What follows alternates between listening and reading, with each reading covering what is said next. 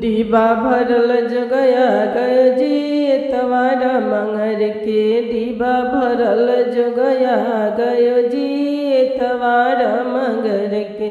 ई जोगवा हमरा अम्मा के पास, ई जोगवा हमरा अम्मा के पास।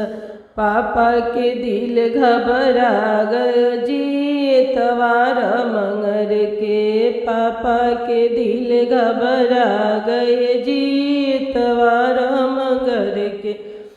डिबा भरल जोगया गयो जी एतवार मंगर के। डिबा भरल जोगया गयो जी एतवार मंगर के।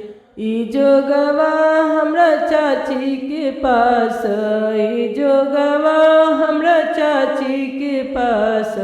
चाचा के दिल घबरा गए जी एतवार मंगर के। चाचा के दिल घबरा गए जी एतवार मंगर के। डिबा भरल जोगया गयो जी एतवार मंगर के। डिबा भरल जोगया गयो जी एतवार मंगर के। ई जोगवा हमरा भाभी के पास, ई जोगवा हमरा भाभी के पास। भैया के दिल घबरा गए जी एतवार मंगर के। भैया के दिल घबरा गए जी एतवार मंगर के। डिबा भरल जोगया गयो जी एतवार मंगर के। डिबा भरल जोगया गयो जी एतवार मंगर के। ई जोगवा हमरा दीदी के पास, ई जोगवा हमरा दीदी के पास।